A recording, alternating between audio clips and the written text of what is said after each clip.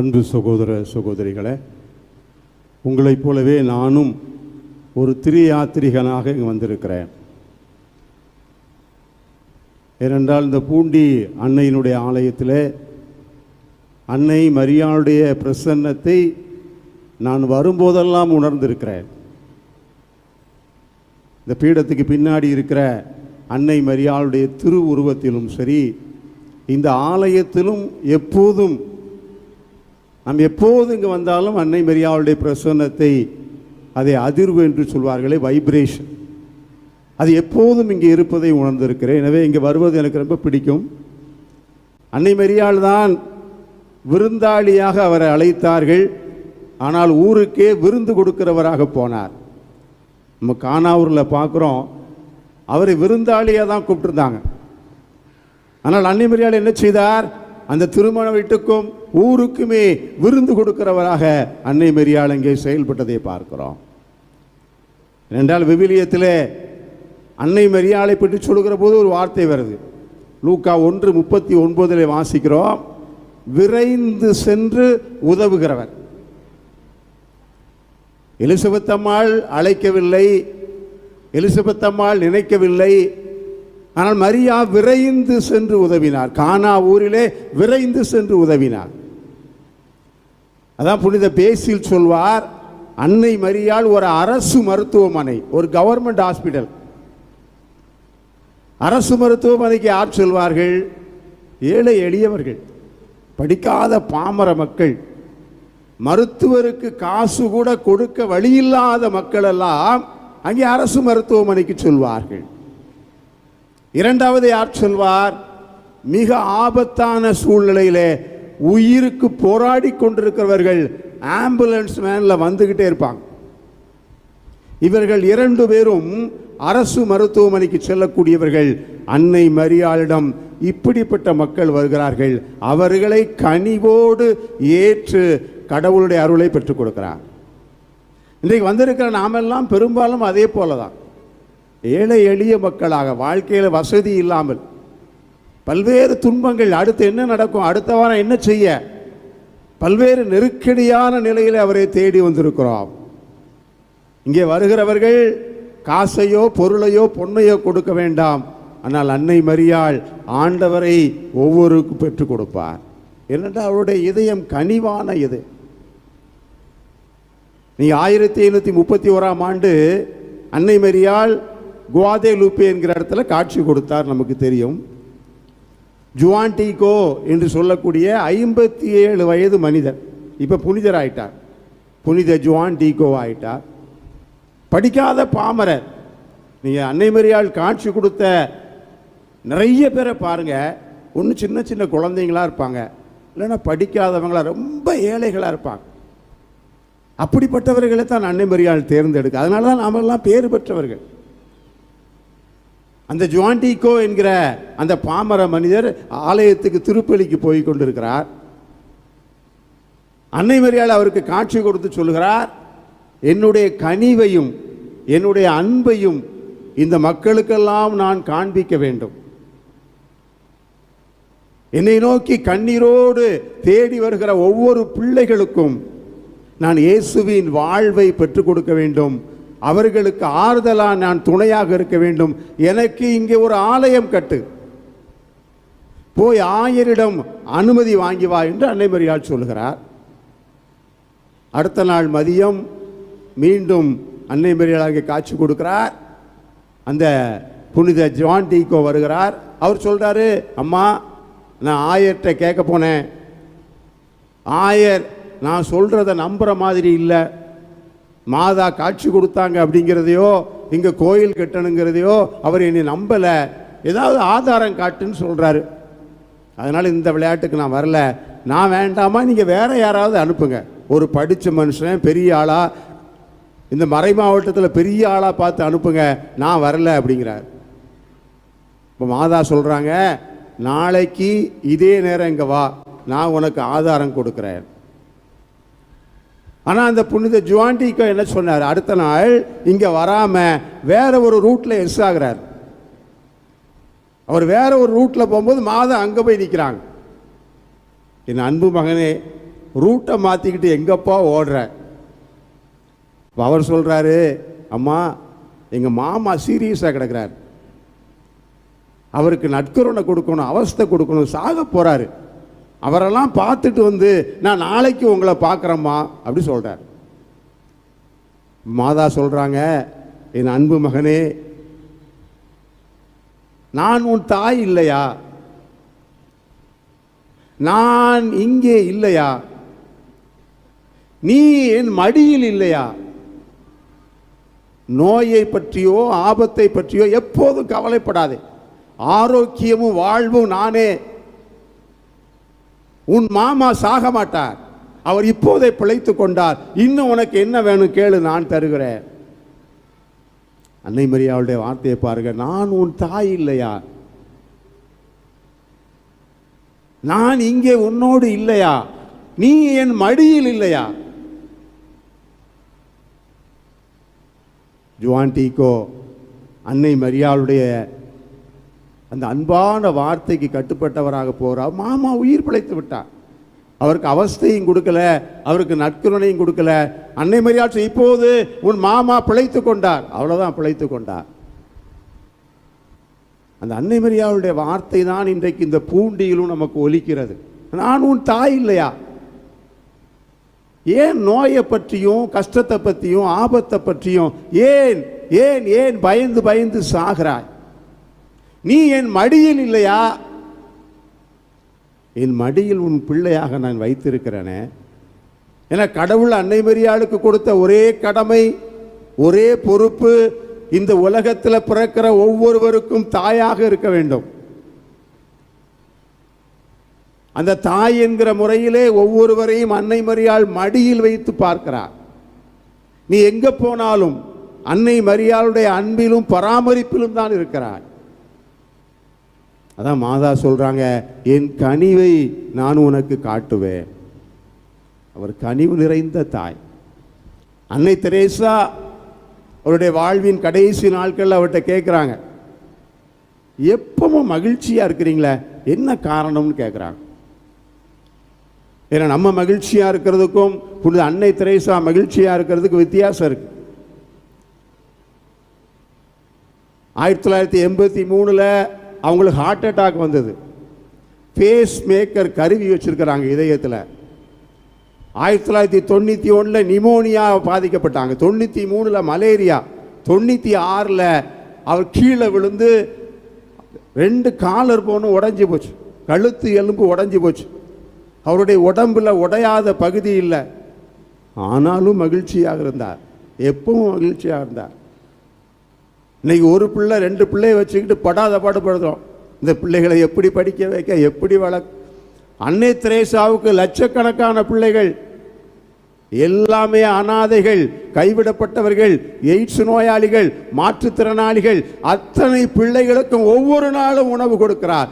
அத்தனை பிள்ளைகள் வளர்க்கிறாரே, ஆனால் மகிழ்ச்சியாக இருக்கிறார். அந்த ரகசியத்தை கேட்குறாங்க, எப்படியம்மா இவ்வளோ மகிழ்ச்சியாக இருக்கிறீங்க? புனித அன்னை தெரேசா சொன்னார், நான் மாதா பிரார்த்தனையில் என்ன ஜெபிக்கிறோம், எங்கள் மகிழ்ச்சியின் காரணமே என்று நான் மாதாவை சொல்லுகிறோம். நான் மகிழ்ச்சியாக இருக்கிறோம்னா அதுக்கு காரணம் எனக்கு யாராவது டொனேஷன் கொடுத்துருக்குறாங்க, எனக்கு பணம் கிடைச்சிருக்கு இல்லை, என் மகிழ்ச்சியின் காரணம் அன்னை மரியாள். காணா ஒரு வீட்டில் போய் கேளுங்க, உங்கள் மகிழ்ச்சிக்கு காரணம் என்ன சொல்லுவாங்க, அன்னை மரியாள் என்று சொல்வார்கள். இன்றைக்கு அந்த ரகசியத்தை நாம் தெரிந்து கொள்ள வேண்டும். அன்னை தெரேசாவுக்கு மட்டுமில்லை, எல்லாருக்கும் போராட்டம் உண்டு, காயங்கள் உண்டு, வேதனைகள் உண்டு, கஷ்டங்கள் உண்டு. ஆனால் நான் உன் தாய் இல்லையா, நான் உன்னோடு இல்லையா, ஏன் இதை பற்றி நீ கவலைப்படுகிறாய்? நீ என் மடியில் இருக்கிறாய், நான் அதை பார்த்துக் கொள்வேன். நான் இன்னைக்கு உங்க முன்னாடி நிற்கிறேன்னா நான் என்னைக்கோ செத்து சுண்ணாம்பாயிருக்கணும். ஆனால் இன்றைக்கு உங்கள் முன்னாடி நிற்கிறேன், உயிரோடு இருக்கிறேன். நான் செத்து போவேன்னு சொன்னாங்க, உயிரோடு இருக்க முடியாதுன்னு சொன்னாங்க. ஆனால் இன்றைக்கு உங்களுக்கு முன்னாக ஒரு குருவாக நிற்கிறேன் என்று சொன்னால் அன்னை மரியாள் தான். நான் உன் தாய் இல்லையா, நீ என் மடியில் இல்லையா, எந்த நோயையும் ஆபத்தை பற்றி கவலைப்படாதே, வாழ்வும் நானே, ஆரோக்கியமும் நானே. புனித அன்னை தெரேசாவினுடைய அனாதைகள் இல்லத்தில் நாளைக்கு சாப்பாட்டுக்கு ஒன்றும் இல்லை. மாதா எவ்வளோ ஒரு தாய்க்குரிய கனிவோடு இருக்கிறாங்க பாருங்க. அங்கே இருக்கிறவங்க புனித அன்னை தெரேசாட்ட சொல்கிறாங்க, அம்மா நாளைக்கு சாப்பாட்டுக்கு ஒன்றும் இல்லைம்மா. ஏன்னா அவங்க ஒவ்வொரு நாளும் யாராவது கொண்டு வந்து கொடுப்பாங்க, அதை வச்சு தான் வண்டி ஓடும். அப்போ புனித அன்னை தெரேசா சொன்னார், சாப்பாடு இல்லையா? சாப்பாடு யார் கொடுப்பா? அம்மா தானே சாப்பாடு கொடுப்பாங்க. போய் அம்மாட்ட கேளுங்க.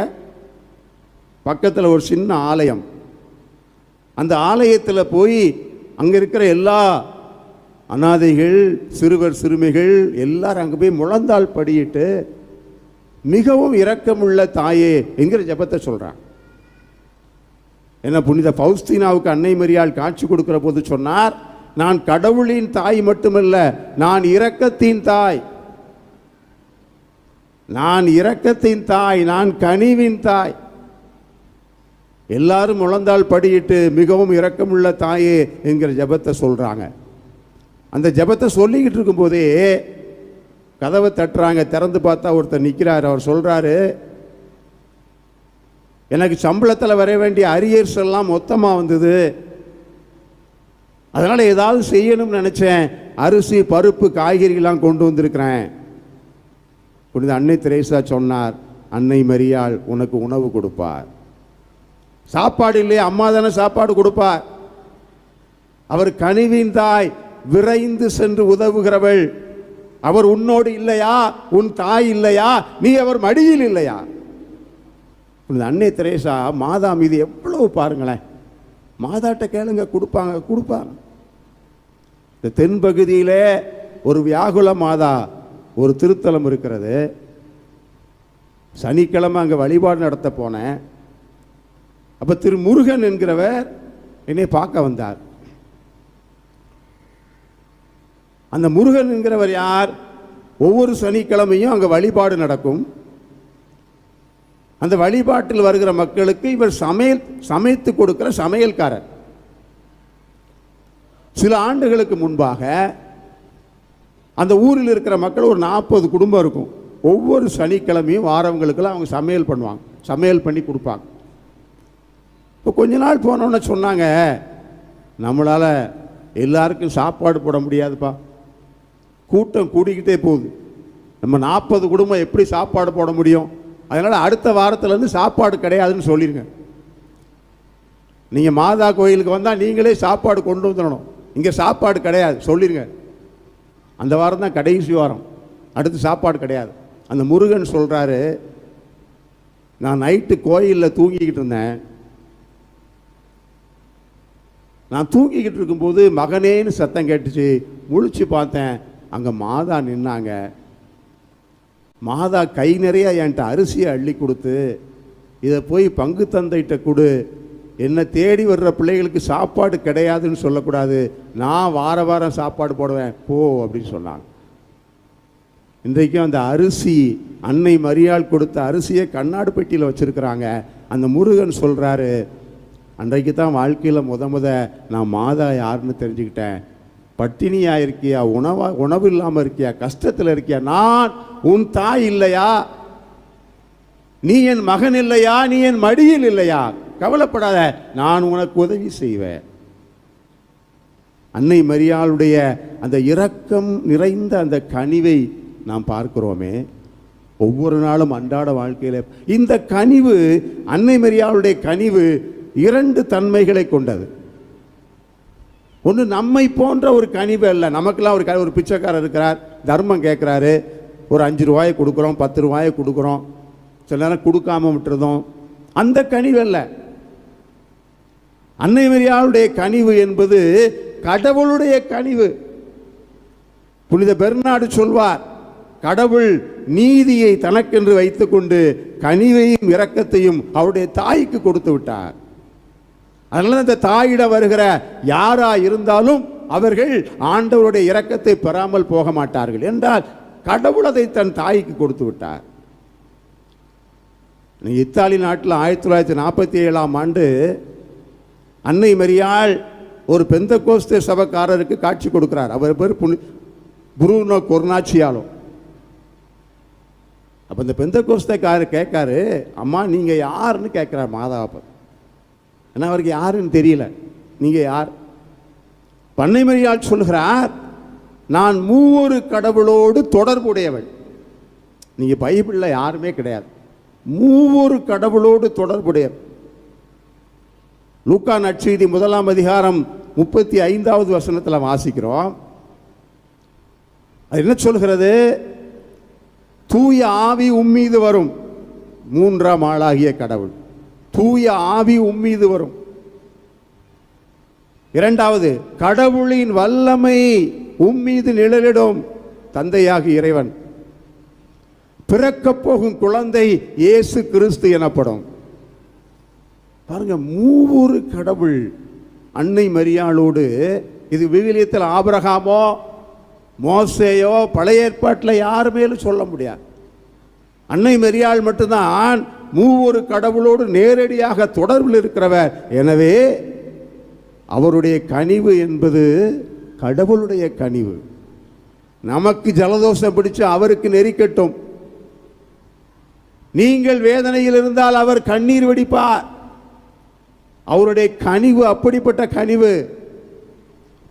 பிள்ளைகளுடைய கண்ணீரிலும் வேதனையிலும் உடன் இருக்கிற தாய். அதனால தான் அந்த கனிவின் 2வது தன்மை என்ன தெரியுமா? அது கடவுளின் கனிவாய் இருப்பதால் அது வல்லமை மிக்கது, அற்புதம் அதிசயம் செய்யக்கூடியது. அன்னை மரியாளுடைய கனிவு அப்படிப்பட்டது தான். இன்றைக்கு பூலோகம் போற்றும் நம் பூண்டி அன்னை திருத்தலத்துக்கு ஆயிரக்கணக்கான லட்சக்கணக்கான மக்கள் வருகிறவன். என்ன காரணம்? அன்னை மரியாளுடைய கனிவை இவர்கள் சுவைத்திருக்கிறார்கள். அன்னை மரியாளை பற்றி ரொம்ப தெரியாது. அவங்க அப்பா அம்மா பேர் கூட நிறைய தெரியாமல் இருக்கலாம். அன்னை மரியாளை பற்றி இறையெல்லாம் தெரியாது. ஆனால் ஒன்னே ஒன்று தெரியும், அம்மாட்ட போனால் மாதாட்ட போனால் நமக்கு எல்லாம் கிடைக்கும். அந்த தாய் கனிவின் தாய் எனக்கு எல்லாவற்றையும் பெற்றுக் கொடுப்பார். அன்பு சகோதர சகோதரிகளை, இந்த நாளிலே அன்னை மரியாள் நம்மகிட்ட எதிர்பார்க்கறது என்ன? நீங்கள் என்ன செஞ்சாலும் செய்யாலும் நீங்கள் அவங்க பிள்ளை தான். அன்னை மரியாளுடைய மகன்தான், மகள்தான். அன்னை மரியாள் கல்வாரியிலே இயேசுவிடமிருந்து அந்த பொறுப்பை எடுத்துக்கொண்டார். ஆனால் நம்மகிட்ட என்ன எதிர்பார்க்கிறார்? நீ என் மகனாக மகளாக இரு. ஏன்னா இந்த உலகத்தில் ஒன்று அன்னை மரியாளின் பிள்ளையாக இருக்கணும், இல்லைன்னா அழகையின் பிள்ளையாக இருக்கணும். ரெண்டுக்கு இடப்பட்ட நிலை கிடையாது. அழகையின் பிள்ளை என்றால் அன்னை மரியாள் காலுக்கு கீழே தலையை மிதிப்பவராக இருப்பார். ஆனால் அன்னையின் பிள்ளை என்றால் உன்னை மடியிலும் கையிலும் தூக்கி சமப்பார். நாம் அன்னையின் பிள்ளை என்று சொல்லலாம், ஆனால் அழகையின் பிள்ளையாக இருப்போம். நானும் அப்படிதான் இருந்தேன். மாலை போடுறதும் எழுதி பொறுத்துறதும் அம்மா மரியே வாழ்கன்னு சொல்றது ஓகே. ஆனால் நீ அந்த தாயின் பிள்ளையாக இருக்கிறாயா? தாயை போல பிள்ளை, நூலை போல சேலை. நீ தாயை போல இருக்கிறாயா? நீ அழகையின் பிள்ளையாக இருந்தாய் என்று சொன்னால் யோவான் 10:10 சொல்கிறது, உன்னை அழிப்பான், கொல்லுவான், திருடுவான். நீ அன்னை மரியாளின் பிள்ளையாக இருப்பாய் என்று சொன்னால் வாழ்வும் ஆரோக்கியமும் மீட்பும் நானே. அதை அன்னை மரியாள் நமக்கு கொடுப்பாரே. அப்போ என்ன செய்யணும்? இன்னைக்கு 2 காரியங்கள் நீங்கள் செய்யணும். நீங்கள் பூண்டியில் இருந்தாலும் சரிதான், ஊருக்கு போனாலும் சரிதான். ஒவ்வொரு நாளும் உங்களையும் உங்கள் குடும்பத்தையும் அன்னை மரியாளுக்கு அர்ப்பணிக்க வேண்டும். மாதா நான் உங்கள் பிள்ளை, அர்ப்பணிக்க வேண்டும் ஒவ்வொரு நாளும். 2வது, ஒவ்வொரு நாளும் ஜெபமாலை தவறாமல் செய்ய வேண்டும். இன்றைக்கு மக்கள் மத்தியிலே ஜெபமாலை சொல்லக்கூடிய விழிப்புணர்வு அதிகமாகி கொண்டிருக்கிறது. ஒரு நாளைக்கு 3 ஜெபமாலை, 5 ஜெபமாலை, 8 ஜெபமாலை சொல்லக்கூடிய இருக்கிறார். இவை 2ஐயும் செய்தால் நாம் எப்படி வாழ வேண்டும் என்று அன்னை மரியாள் அழைத்து செல்வார். நான் பெரிய பாவியாக இருக்கலாம், ஆனால் உன்னை தினமும் அர்ப்பணி, தினமும் ஜெபமாலை சொல்லு. அன்னை மரியாள் ஆண்டவர் இயேசுவின் மீட்பில் உன்னை வழி நடத்துவார். இப்போ இன்றைக்கு அன்னை மரியாளுக்கு நம்மை அர்ப்பணிப்போம். நான் சொல்கிற ஜெபத்தை எல்லாரும் சொல்லுங்கள், எல்லாரும் சேர்ந்து சொல்லுங்கள். அன்னை மரியே, பூண்டி மாதாவே, எங்கள் அன்பு தாயே, என்னையும் என் வாழ்வையும் என் குடும்பத்தையும் உம்முடைய மாசற்ற திரு இருதயத்தில் நான் ஒப்பு கொடுக்கிறேன். அம்மா மாதாவே, நான் முழுவதும் உமக்கே சொந்தம். அம்மா மாதாவே, என் குடும்பம் முழுவதும் உமக்கே சொந்தம். இயேசுவை வளர்த்தது போல என்னையும் உம் அன்பு பிள்ளையாக வளர்த்தருளும். அப்படி முழந்தாள் படியிடுவோம். நாம் இப்போது ஜெபிக்க போகிறோம் நம்முடைய எல்லா தேவைகளுக்காக. அன்னை மரியாள் இந்த இடத்தில் நமக்காக ஜெபித்து கொண்டிருக்கிறார். எவ்வளவு பெரிய பிரச்சனையாக இருந்தாலும் சரிதான், அன்னை மரியாள் சொல்லுகிறார், நான் உன் தாய் இல்லையா? நான் இந்த இடத்தில் இல்லையா? நீ என் மடியில் இல்லையா? ஆபத்தையும் நோயையும் பிரச்சனையும் பற்றி கவலைப்படாதே, வாழ்வு நானே என்று சொல்கிறார் கைகளை விரித்து. இந்த நாளிலே அன்னை மரியாளுடைய பரிந்துரையிலே இன்று நம் ஜெபங்கள் கேட்கப்பட இருக்கிறது. வாழ்க வாழ்க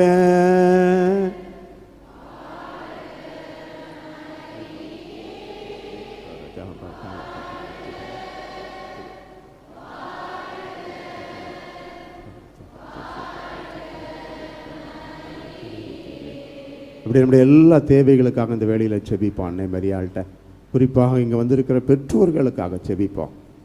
பிள்ளைகளை வளர்ப்பதிலே, குடும்பத்தை ஆண்டவருடைய பாதைகளை வழிநடத்துவதிலே பல்வேறு போராட்டங்கள், கஷ்டங்கள், வேதனைகள், அவமானங்கள், பாடுகள், துன்பங்கள்.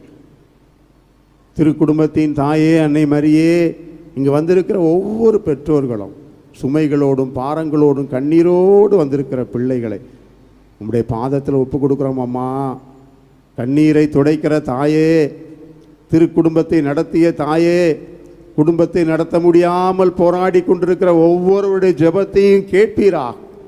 இந்த பிள்ளைகளுடைய கண்ணீர் துடைக்கப்படுவதாக, இவருடைய குடும்பத்தின் பாரங்கள் அத்தனை இயேசு சொன்னது போல உங்களுக்கு இளைப்பாறுதல் தருவேன். இந்த குடும்பத்தின் பாரங்கள், கஷ்டங்கள், வேதனைகள் அத்தனையுமாய் தாயே நீர் உடனிருந்த பிள்ளைகளுடைய ஜெபங்களை கேட்டு இந்த நாளில் இவர்களுக்கு அருளும் ஆசீரும் கொடுப்பீராக. வாழ்க வாழ்க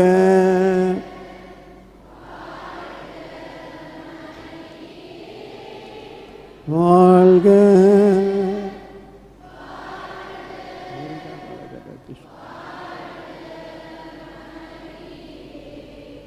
எல்லாரும் கைகளை உயர்த்தி பிள்ளைகளுக்காக ஜெபிப்போம். இன்னைக்கு மிகப்பெரிய பிரச்சனை, போராட்டம் அதுதான். நான் சொல்கிற மாதிரி பிள்ளைங்க கேட்க மாட்டேங்கிறாங்க, என் பேச்சை கேட்க மாட்டேங்கிறாங்க, தப்பான வழியில் போகிறாங்க. கடவுளுக்குரிய பிள்ளைகளால் இப்போ மாதாட்ட உங்கள் பிள்ளையை ஒப்பு கொடுங்க, உங்கள் பிள்ளையை ஒப்பு கொடுங்க. அது படிச்சுக்கிட்டு இருந்தாலும் சரிதான், வேலைக்கு போனாலும் சரிதான், திருமணமானாலும் சரிதான். அம்மா மாதாவே, இது என் பிள்ளை இல்லை உங்கள் பிள்ளைன்னு சொல்லுங்க. இது உங்கள் பிள்ளைமா, கல்வாரியில் என் பிள்ளைன்னு ஆண்டவர் கைகளிலிருந்து பெற்றுக்கொண்டீங்களம்மா. தவறான பாதையில் போகக்கூடிய, போதைக்கு அடிமையாக கிடக்கக்கூடிய, பாவத்தில் வாழ்ந்து கொண்டிருக்கிற, ஆண்டவரே படிக்க முடியாமல் வேதனைப்படுகிற, திருமணமாகாமல் கஷ்டப்படுகிற என் ஒவ்வொரு பிள்ளையை ஒப்பு கொடுக்குறேன். நோயிலே வாடுகிற பிள்ளையை ஒப்பு கொடுக்குறேன் மாதாமா. அந்த பிள்ளைக்குரிய எல்லா கவலைகளும் கண்ணீரோடு ஜெபிக்கிறோம் அம்மா மாதாவே. எங்கள் பிள்ளைகள் எங்கிருந்தாலும் இப்போது ஆண்டவர் இயேசுவின் வல்லமை அந்த பிள்ளைகளை தொடட்டும் அம்மா. இயேசுவின் இரத்தத்துக்குள்ளாக எங்கள் பிள்ளைகளை ஒப்பு கொடுக்கிறோம். இயேசுவின் இரத்தம் அந்த பிள்ளைகளை இயேசுவின் பிள்ளைகளாக மாற்றுவதாக. அற்புதங்கள் நடக்கட்டும் அன்னை மரியே தாயே, நம்முடைய கரத்தில் ஒப்பு கொடுத்து செபிக்கிறோம் அம்மா. வாழ்க வாழ்க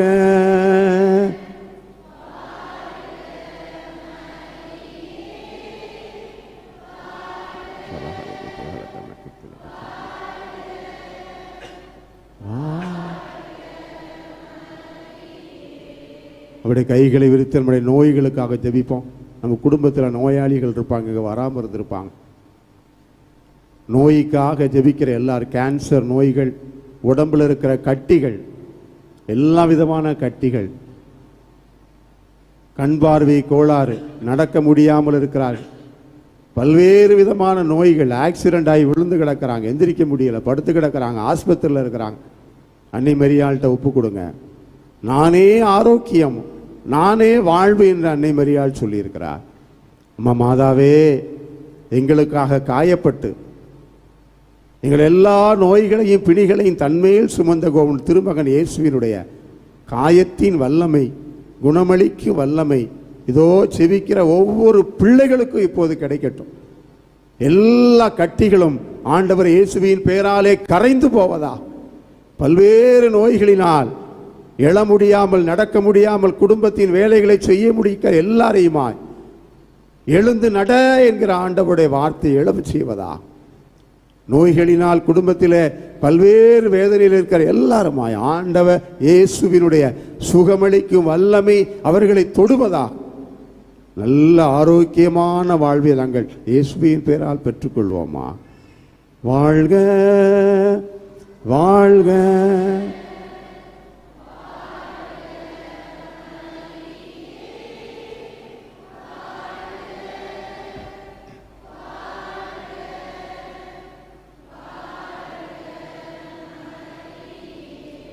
நம்ம குடும்பத்தில் இருக்கிற பல்வேறு பிரச்சனைகள், பொருளாதார பிரச்சனைகள், கடன் பிரச்சனை,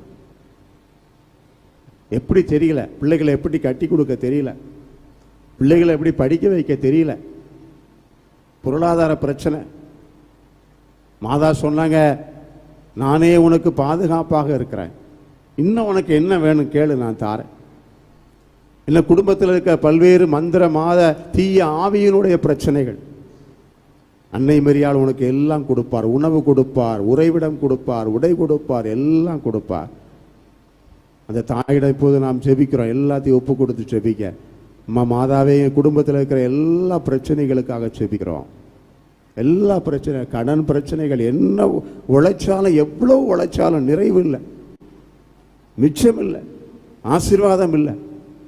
இன்னும் பிள்ளைகளுடைய திருமண காரியங்கள் எப்படி நடத்த போறோன்னு தெரியல, எப்படி வட்டி கட்ட போறோம் தெரியல, எப்படி வீடு கட்ட போறோம் தெரியல. அவமானம் அவமானம் அவமானம். அம்மா கானாவூர் தாயே, அவமானத்தை எல்லாம் ஆசீர்வாதமாக மாற்றிய தாயே, வேதனை துயரத்தை எல்லாம் மகிழ்ச்சியாக மாற்றிய தாய், எங்கள் மகிழ்ச்சியின் காரணமே வந்திருக்கிற ஒவ்வொரு பிள்ளைகளையுமாய், அவருடைய குடும்பத்தின் எல்லா சிக்கல்கள் பிரச்சனைகள் அத்தனையுமாய் ஆண்டவர் இயேசுவினுடைய மாபெரும் அருளையும் வல்லமையும் ஆசீரையும் பெற்றுக் கொடுங்க. இந்த நாள் இந்த குடும்பங்களுக்கு மிகப்பெரிய ஆசீர்வாதத்தின் நாளாக இருப்பதாக. ஆண்டவர் இயேசுவின் பெயரால் இழந்து போன எல்லாவற்றையும் இவர்கள் பெற்றுக்கொள்வார்களா. அன்னை மரியாளை நோக்கி நம்முடைய மடிகளையும் கைகளையும் உயர்த்தி அன்னை மரியாள் இயேசுவின் ஆசீரை பெற்றுக் கொடுக்க போகிறார். நம்முடைய மடிகளையும் கைகளையும் உயர்த்தி அவரிடமிருந்து நாம் பெற்றுக்கொள்வோம். வாழ்க வாழ்க வாழ்க மரியே வாழ்க.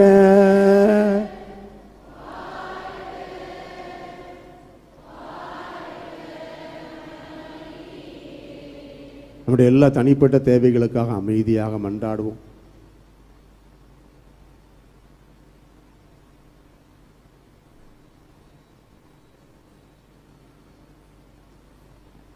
எங்கள் தாயும் தந்தையுமான இறைவா, உம்முடைய கனிவையும் உம்முடைய இரக்கத்தையும் எங்கள் தாய் அன்னை மரியாளுக்கு கொடுத்து எங்களையும் அவருடைய பிள்ளைகளாக மாபெரும் பாக்கியத்தை கொடுத்திருக்கிற அந்த தாயின் வழியாக எங்கள் எல்லா தேவைகளுக்காக நாங்கள் ஜெபித்திருக்கிறோம். எங்கள் ஒவ்வொரு தேவைகளும் அன்னை மரியாளின் பெயரால், பரிந்துரையால், இயேசுவின் பெயரால் நாங்கள் பெற்றுக்கொள்வோமாக. எங்கள் ஆண்டவராகிய கிறிஸ்து வழியாக உம்மை மன்றாடுகின்றோம்.